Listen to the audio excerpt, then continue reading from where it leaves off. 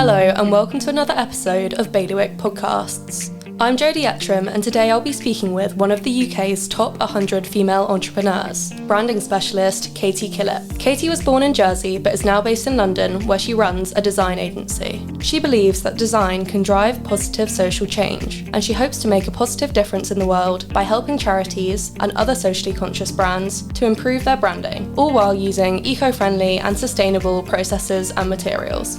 Katie helped to revitalise the Pride events in Jersey and Guernsey in recent years by creating inclusive campaigns that focused on the original activist roots of the event, reclaiming its core values and ensuring that all voices in the local LGBTQ community were heard and represented. Katie spoke with me about her journey into the world of design, from getting her first job in a local graphic design studio to starting her own business in London.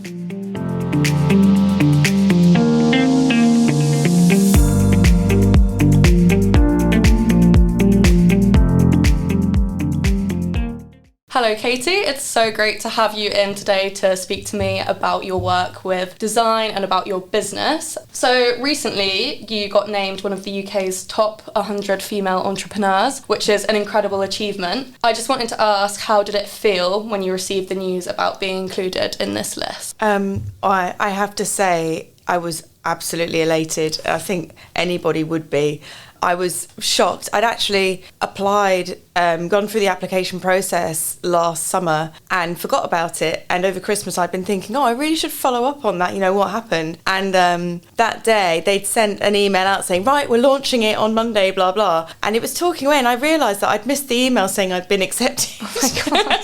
So I had a bit of a panic. But they were absolutely great. So I was over the moon. I honestly couldn't believe it. I believe you have some plans coming up for International Women's Day in relation to the award. Right. What's that? Yeah, so they're going to take us for a drinks reception at the House of Lords. I have a bit of a background in getting involved in politics via design, so the fact that I'm now actually going to the House of Lords is like a really geeky dream come true for me, because I love the intersection of design and politics and how we can shape and craft culture. So you're a designer and a branding specialist and you work with a variety of different startup companies and brands and charities. I was hoping you could just tell me a little bit more about the business that you set up. Yeah, so essentially Mantra is a branding agency and we specialise in design and strategy, and we work mostly with purpose-driven businesses. So you're in the old days, purpose used to be knowing what you do, doing a really good job of it and telling the world all about that. And that's changed in the last few years, where more and more the public are expecting brands to have principles and stand up for something and try and bring about some kind of social change or be some benefit to the planet. So purpose has taken on a whole new angle. And it was kind of going through a process of my own positioning and branding several years ago that made me realise that all of the businesses that I was working with actually had some kind of purpose at their core. So we work with locally, we work with companies like Les Amis and Health House, but we also help companies like CI Travel Group. How do you sort of select the brands you work with? Do you have some sort of criteria, or do you sort of have a chat with them and see what the message and purpose of the brand is? How do you sort of identify who you want to work with? Yeah, that's a good question, and projects tend to come in two different ways. Quite often word of mouth is a really big part of why you will win a project, but there's also, off the back end of that, a lot of work that goes into putting myself in the right place where I'm going to meet the kind of people that are working on the kind of projects that I want to be involved with. And I do a lot of kind of networking, meeting people, just having a chat and learning a lot about what's happening in different industries. So when I'm back home in London, I attend lots of different climate conferences. I go to business breakfast meetings for sustainable businesses. I also go to LGBTQ entrepreneur-led business hangouts where I get to talk to people about what we're doing with Pride, find out what's happening with their businesses, and trying to spread the word for Jersey and Guernsey Pride that it's an event that people should be coming over for, and also look for more partnerships in the UK to work with LGBTQ-led charities or business owners. And really just kind of being a really active member of wherever you find yourself, whatever community you find yourself in. I also have a big creative hub where I work. I find that if you just kind of, you learn so much from listening to people and learning what they're doing and uncovering there's an amazing event happening over here, or there's a collective of people that like to meet up and talk about this challenge. and they're looking for a way to solve that. And more often than not, I have coffees and meetings with people purely off the back of I'm absolutely fascinated by what they're doing. And it's that kind of thing that, like, you know, over time, in, you know, 6 months, 12 months down the line, they'll remember you and say, oh, hey, you know, I know you did something with this person and we want something similar and can we have a talk about it? So you kind of create that word of mouth. Before you started Mantra, you set up the first female-run design agency in Jersey. I did. I founded the first female-led design agency in Jersey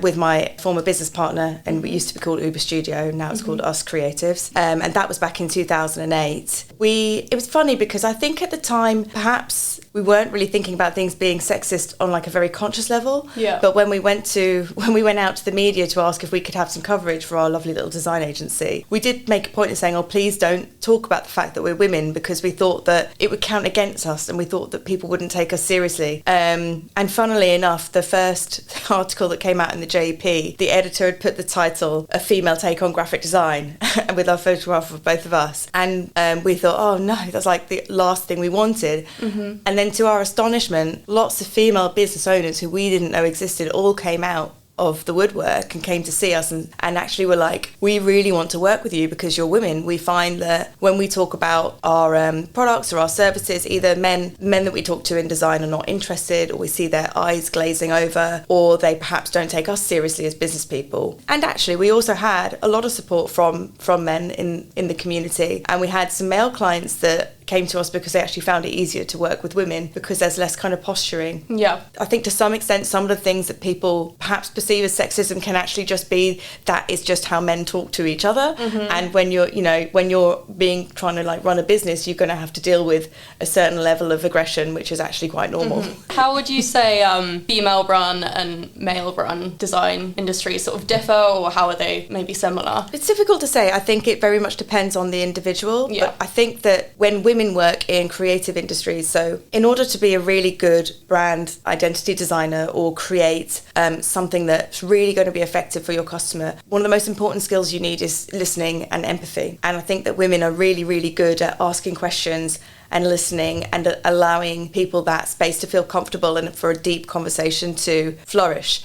And when you actually can get underneath what perhaps seems like a surface issue and down into what really, really matters and have difficult conversations about, say, for instance, with Pride, I kind of went to them with like, we have a real issue here because actually people don't think they need Pride anymore. So what are we going to do about it? And at the same time, we knew that there were homophobic attacks increasing, and the issue with corporate sponsorship and people thinking it become a tick box exercise and people rainbow washing and not really doing anything about it. Now, because we had been listening and talking about it for years, we were able to have a really honest conversation, say, look, the whole brand has a problem and we actually need to almost take the brand apart and start again to reset it on a path that's actually fit for purpose for where we are now. Because where we were was not the representation that it had in the public realm. And I think that working with women, you get that level of empathy and listening and understanding that, you know, is an added bonus, because that's what women traditionally do as their role, you know, in the community. They're often the kind of the listener, the empath, the carer. But I don't want to say that men don't do that either. So many really gifted and fantastic emphatic men out there too. Before you set up Uber Studios? Yeah. Uber Studios. So before you set that up, you worked as a graphic designer in local companies in Jersey? That's right, yeah. And when did you take on your first role as a graphic designer? Oh yeah, so I started working in a local agency when I was still sitting my A-level exams. I was asking them, I basically ended up in graphic design kind of by mistake. So to take you from the beginning, I loved the sound of the word graphic design, and I thought, oh, this sounds like me. I don't know what it is, but I really want to do this. And I went around saying to everyone, oh, I want to do graphic design. I want to do graphic design. And this was like pre-internet days, so it wasn't like I could Google it.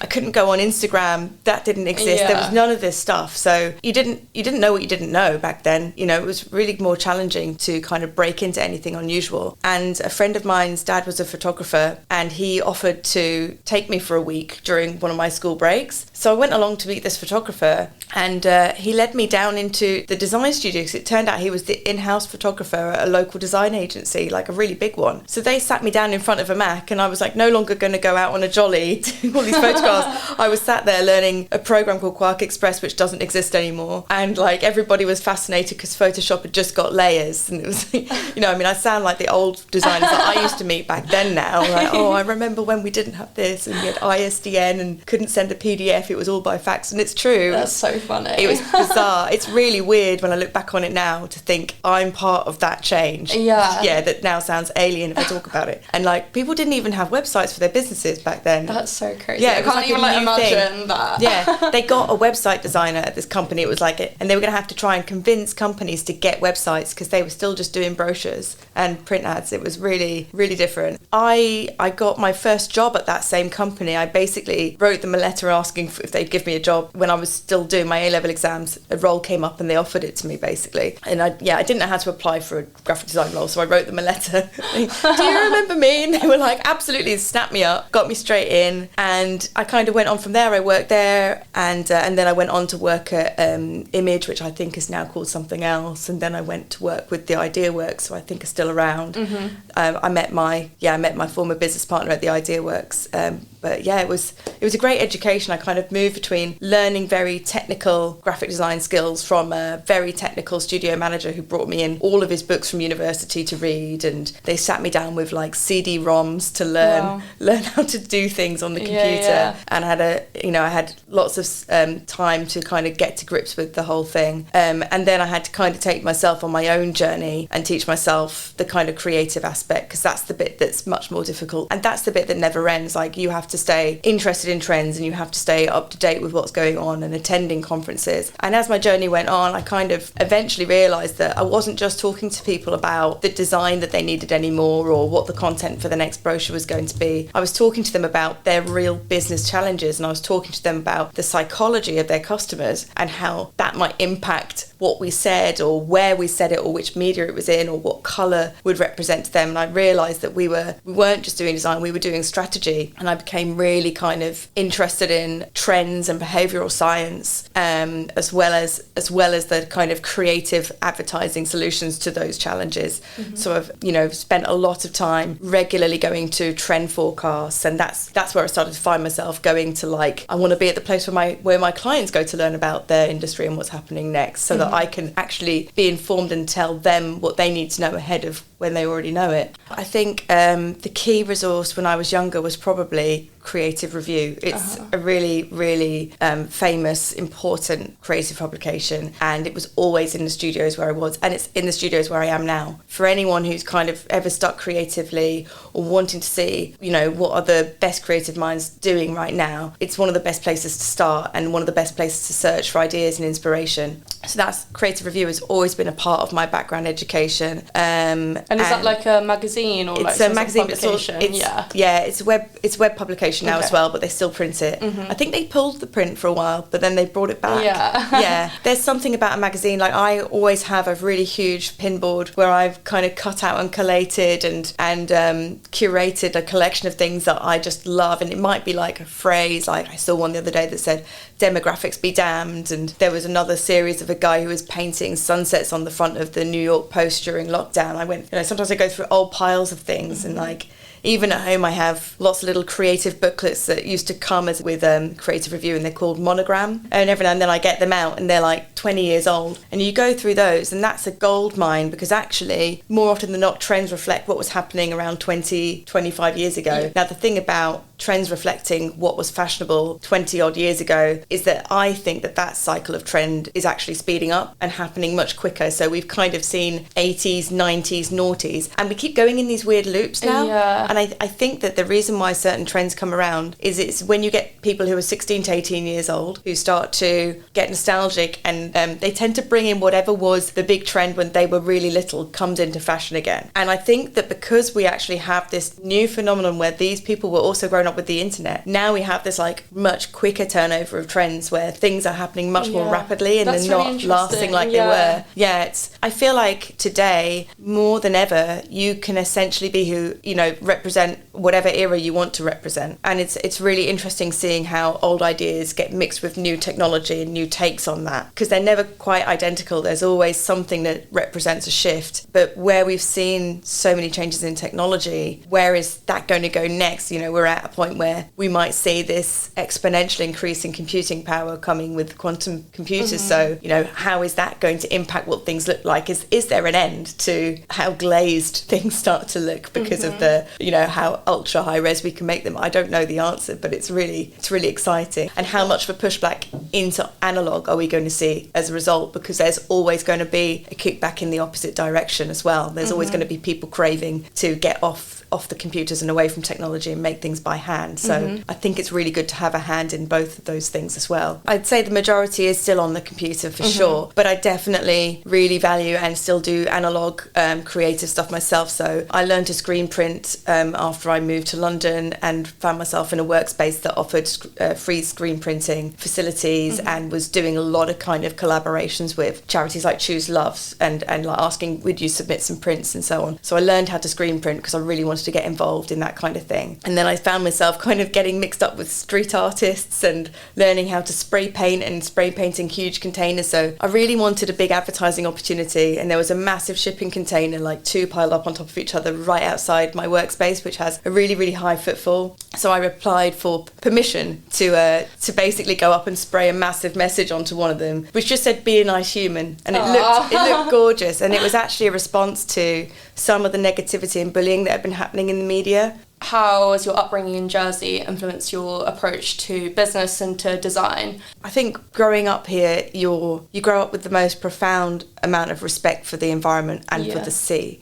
And that's, the schools make it a big thing, and you can't avoid it. It's, you know, it's such a huge part of what makes Jersey one of the most special places to live. And I was really, really fortunate to have, you know, a dad that had really, really strong environmental values growing up. And he, you know, really instilled those in me. I'm sure you won't mind me saying that he was 100% a genuine hippie, you know, who then, you know, in the 70s, who then ended up in finance and ended up with a family and, you know, but he never lost those kind of key values. And then I was really fortunate when I worked in Jersey that I was given the recycling department as one of my key clients when I worked for the Idea Works. And through working with the different people in charge of those communications campaigns, they were really, really into, if we're going to do something, we need to show that we're kind of walking the walk, not just talking the talk. Yeah. So they were the ones who instilled in me, we need to learn about recycled materials, we need to learn about using sustainably created inks that are made from vegetables instead of chemicals. We need to ensure the paper is at the very least FSC accredited, so it's, you know, renewed forests for paper rather than the alternative. And that really got me started in like learning about all of that stuff. And it's something that then just became a bit of an obsession for me, because it was almost like a competition, like, well, you know, we want to create these promotional items, but how can we do it without using a harmful material? So finding things made from recycled CDs when people used to have CDs. Or, just looking for innovative materials like paper that's made from recycled fashion waste. So you can get stuff like that now, and you can get really amazing plastics that are actually made from plants and will decompose. So that's a really suitable swap for certain types of packaging needs. So it just became something that I was really, really interested in and wanted to continue. And I found the more I did it, the more my clients were asking for it anyway and becoming really, really conscious. And it's almost like the more you focus on something, the more of it you're going to get. So you just naturally start attracting people who are kind of thinking along the same lines and wanting to do similar things. And just going back to, you know, your passion for design as a whole, you mentioned while at school you didn't really know exactly what a graphic designer was, but you were sort of attracted to the idea. I wonder if you could explain a bit more about that, or maybe share one of your core memories or core experiences that shaped your passion for design at an early age. My art teacher at A-level was Pat Robson, and she said to me a few years after I left school, it was always obvious that you were going to be a graphic designer, Katie. And I was like, really? That's amazing. But I think, you know, when I was really unfortunate when I did my A-levels, because I decided to do maths physics and art, which was like a ridiculous combination. They couldn't fit the timetable. I couldn't go to any careers lessons anyway. And to be honest, I know I'm a fairly stubborn person, and I always thought I wanted to be a teacher because my mum was a teacher. And then when I was doing my Project Trident, where you get to go for work experience at 15 years old, I decided, well, I know I want to be a teacher, so why don't I look at something different? Because my mum was a teacher, so I'd spent enough time doing teaching practice with her. So I put down every single possible media company in Jersey, because my grandfather was one of the original founders of Channel Television, and I'd always had a bit of a kind of fascination with TV and media. I got turned down from every single one that I put myself forward for. So like Channel TV, the radio station, everyone turned me down. Pretty much across the road from where we are now, maybe even in the same block, I was in our BSI doing data entry. I was actually surrounded by a team of absolutely fantastically funny individuals. A couple of them were gay guys, and I had an absolute scream for like my 3 weeks in data entry. That's so funny. And honestly, after that, I was like, I do not want to work with children. I want to be in an office. I want to have banter and I want to have fun. And then I just became even more focused on this graphic design idea. And that was how I ended up thinking I'm going to help a photographer and ending up in a design studio and discovering what it really was firsthand. Oh, but amazing. Honestly, quite a journey into it. So lucky, but I think that's ridiculous, really. It shouldn't have been that difficult, but also so lucky. And that's why I get a lot of students asking for assistance, and I'm a mentor on a platform called The Dots now. And I really make a point of trying to help people trying to get their foot in the door, because like it's almost like I fell down a mountain and landed in a studio. I was so lucky. But that doesn't happen, and there are so many people who are trying their hardest to, it's a very difficult industry to get a break into. So I'm always kind of willing to pay that forward and talk to people when they ask for advice and, what can I do? And even anything I can think of, I'll be like, here you go and look at this or whatever. And so do you have like quite a few people messaging you, asking you for your advice or support? Yeah, quite often. And then you get the occasional people who are, they try to like send in the CV and ask if you have any jobs and stuff, and it can be quite heart-wrenching, because I'm a big empath and I really care and I want to help everyone. And it's like sometimes you've got to help yourself, but you get a lot of people ask, but I've found now there's like a few good places where I can refer people if I can't help. And I have quite a lot of big networks of people. So there's quite a lot of people that I can say, has anyone heard of something coming up in this? And, sometimes I get asked questions and I'm just like completely outside of what I'm doing. But there's always somewhere I can say, well, I think you should look here, or you should talk to this person. What would you say, what is it about design that you find most fulfilling and most engaging? It's definitely solving the problem. Yeah. I kind of quite like looking for sometimes the problem they didn't know that they had. and saying, oh, there's this big elephant in the room, and I really want to go after that one, rather than just, being asked, I need a solution to this. Like, I like to challenge, and I like to have that back and forth. And I think the best solutions usually come when there's been a pushback and you've had to reassess what you're thinking and then find the way forward. So yeah, probably finding the challenge. But also my favourite thing also, just when something looks absolutely gorgeous and I've got like my favourite typeface on it and they sign off the typeface that I asked them to choose, that's actually like a NASA moment for me, because I'm so pleased when it also looks amazing. Yeah. And there's a lot of reasoning and care and nuance gone into the suggestions that I've made, because I know that it's going to really work. But yeah, that's also a nice moment. But I think I'm very much the kind of it's the idea that's the most important aspect, and then making it look beautiful is like the cherry on top or the glitter. So both of those points lead in quite nicely to your campaign for Channel Islands Pride in 2022 and 2023, was it? That's right. Perfect. Yeah. So you sort of identified a problem with Pride, about the way it was being perceived, about the way it was being handled by different companies. And then you created this amazing campaign that sort of addressed these problems and also was very beautiful and aesthetically pleasing as well. So yeah, I was hoping you could tell me a bit more about the whole Pride campaign. Yeah, so it started in 2022. Well, I guess it kind of started in 2021 when Ellie, who is the CEO of Liberate, came to talk to me about we're going to have a special Pride next year because it's the 50th anniversary.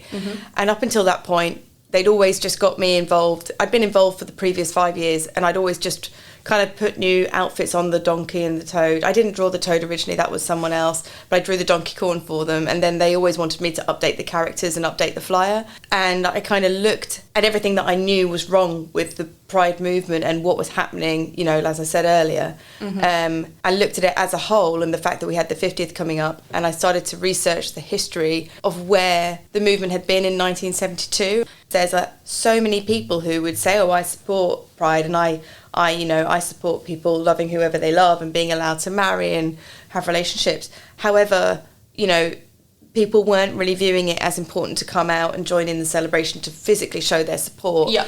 And when you don't turn up to show your support for like just one day a year, that it enables the more kind of extreme, like regressive attitudes to feel emboldened, and you know they can kind of start to think, you know, that they're right and start influencing things because there's not a loud enough group of people shouting. It's like the same with Black Lives Matter, where it was like we all have to stand up and say Black Lives Matter. It's not just a case for black people anymore. Everyone else has to show that they support the movement. Otherwise it's not going to gain the attention and support that's needed in order to actually make change, because the changes are systemic in some cases, you know. Yeah. And we were having in 2022 we still had conversion therapy was still being allowed on trans people, and still is. So, you know, it was put through government that you weren't allowed to electroshock people for being gay anymore, but you can still do it to someone who's trans. Well, that's how extreme it can be, but that's still in our law, you know, and that's still something that the community is fighting against, that people aren't aware of, and you know, at the same time they're being used as a scapegoat for headlines when there are far bigger, you know, issues happening. And I never forget going to the first Jersey Pride that was in like 2014 or 2015 over here. I went along to that. I didn't know them at the time, and I remember seeing Christian May visibly weeping on the stage by the amount of people that had come out to support them for the first Pride. And I thought, oh my gosh, I know him from school. I recognised him, and I thought, oh, I didn't realise he was gay, you know. But it was like, I was so moved because I didn't know how many people would have supported the movement, and I was so moved to see him moved. And you know, when you're like, this is why it matters, because otherwise people like live their lives and grow up thinking that they're alone and they should be ashamed, and do they have to look over their shoulder because they might be attacked on the way home. And it's a reality, and you know, and people do make comments to, you know, people like openly in the street. It does still go on. It's just, you know, it's just not something that people talk about as much, but it is still a problem. I wonder if you could tell me a bit about rainbow washing and the way that Pride's been adopted by some companies just to sort of tick a box. I mean, I think that because it is a big, bold, bright, fun celebration, corporates really want to be a part of it, and it, you know, ticks a big equality, diversity and inclusion box for them on their CSR calendar, so they love it. But, you know, it's definitely an issue that corporations are using it as an excuse to get T-shirts printed and march in parades. And in the UK, the public aren't allowed to join the parades anymore because they're filled with corporate sponsors. And, you know, we need corporate sponsors because Pride is a free event and we want to keep it free. So their sponsorship's really important. But at the same time, unless they are actually turning up and volunteering and helping with the cleanup, helping put the festival up and down, or, you know, carrying flags and stuff, then it's you know, it's still a very performative issue, and it detracts from the message, because public don't want to turn up to an event and feel like they've been advertised at all day.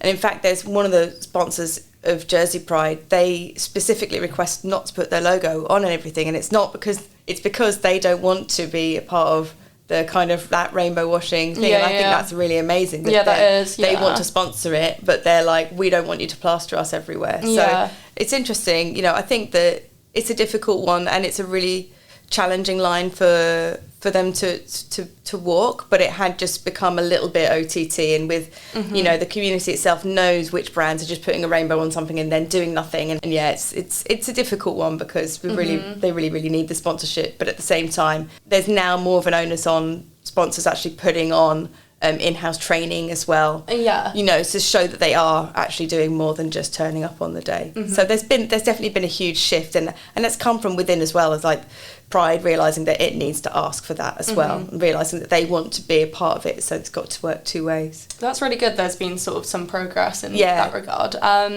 With the 2022 Pride, that was the 50th anniversary. That's right. Yeah. What were your sort of key goals for the campaign? What did you want to achieve through your campaign, and what issues did you want to address? We really wanted to raise awareness of how far the movement had come from 1972, and we wanted more people to kind of learn their gay history. And so one of the things we did, we took the rainbow away because it wasn't invented till 1978, and only introduced it later. We really just wanted to get more people to come out and support the community. At the time in Guernsey, they were trying to get some legislation passed for their New Equality Act. So actually, we used the opportunity to have some politicians speak on the stage about the legislation that they were trying to get passed, and to try and prevent that from being watered down. And we did a lot of kind of one-on-one kind of talking with people. And luckily, they also organised a picket for the next week outside the government, and they did pass the law how it needed to be, because some people were trying to water it down and take some things out that were important. It was more, we got the attendance at Guernsey Pride that year was increased by 20%, which is actually phenomenal when you think that surely there's many people that want to go will already be going. So to get 20% more to turn up was fantastic. Yeah, that's amazing. That campaign had something like it had a reach of 86 million in the end. That was with Orchard PR, helping to run the PR for that. The most important thing for me was one of the kind of committee or organisers. He came up to me.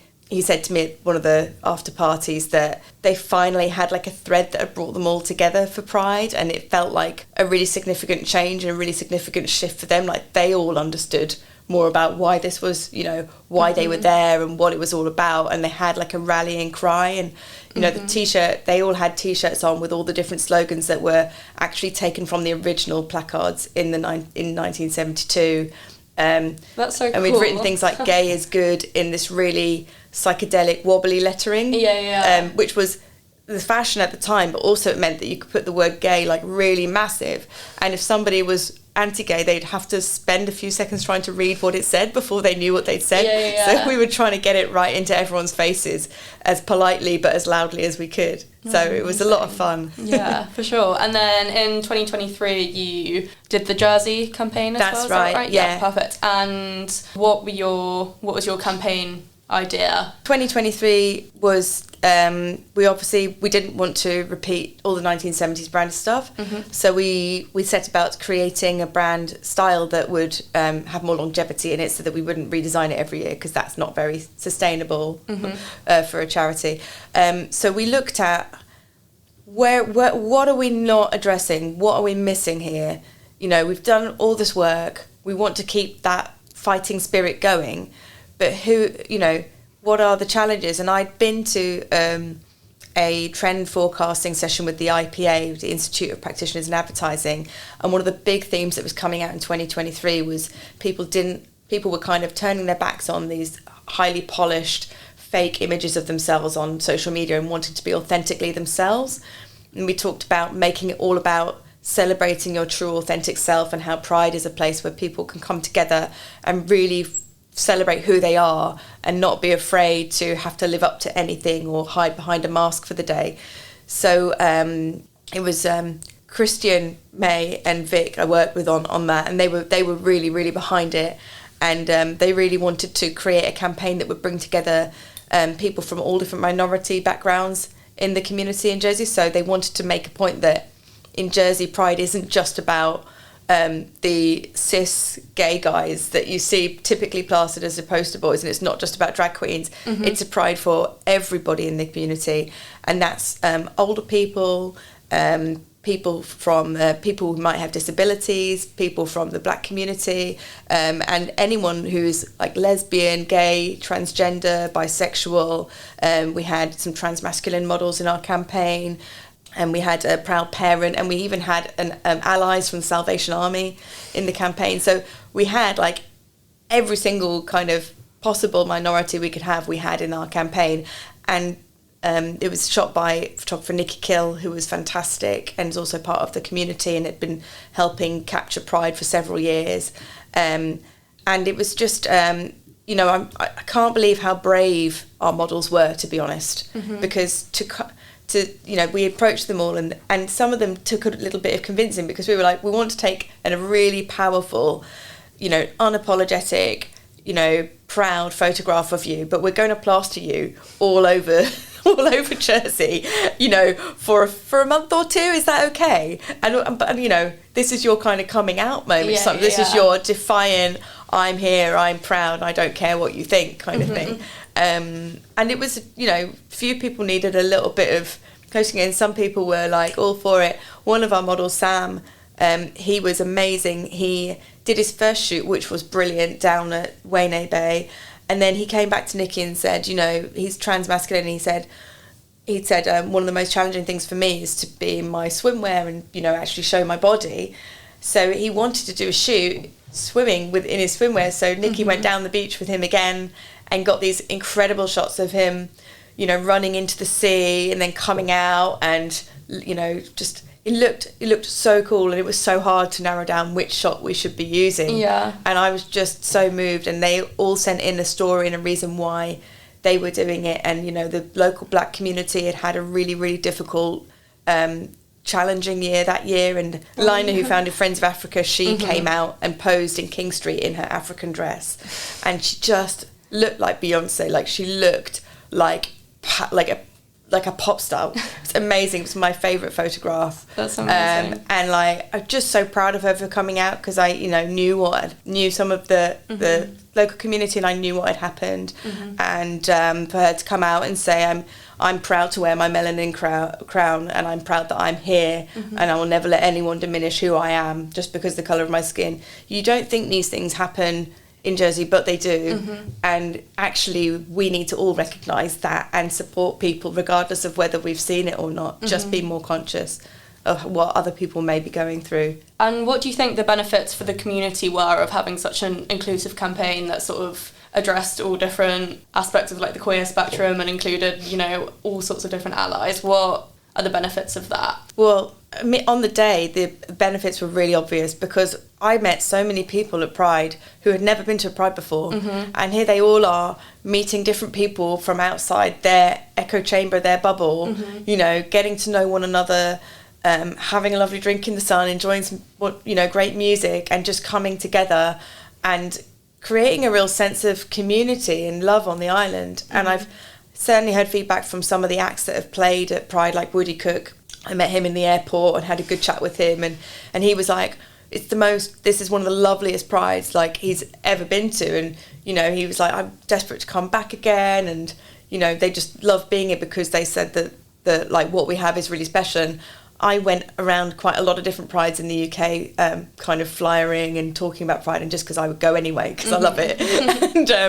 And honestly, I could put my hand on my heart and say that Jersey Pride last year was by far the best Pride that I'd been to, just in terms of community atmosphere, seeing all the different because there's so many different charities there talking about what they're doing, so you have an opportunity to find help or see something that you can recommend to someone else. So it's more than just a party. There's a whole kind of backbone of Jersey there, and so many wonderful support services and people that you can just meet on the day. No, it's great to hear there's such a supportive environment surrounding it. And you've got plans to do the 2024 campaign as well, which is amazing news. So I'm looking forward to seeing what you do for that one.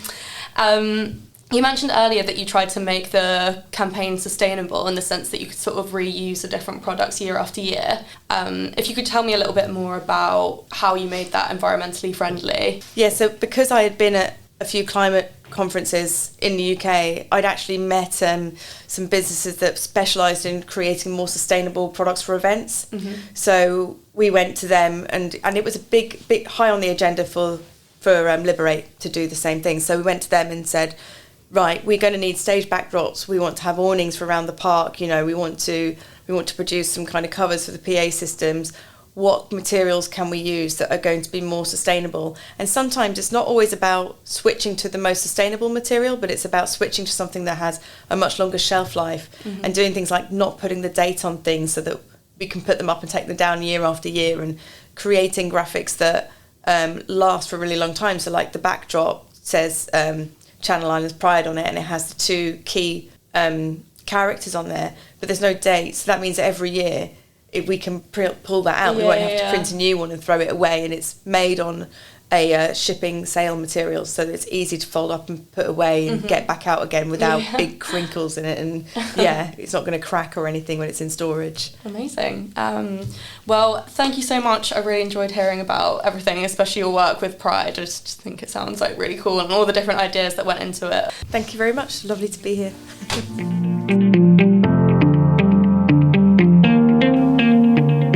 Thank you for listening to this episode of Bailiwick Podcasts. I hope you enjoyed hearing about Katie's journey from discovering graphic design to becoming one of the UK's top 100 female entrepreneurs. From her work with charities and in revitalising Pride events to advocating for genuine environmental responsibility, Katie's commitment to using design as a tool for positive change is truly inspiring.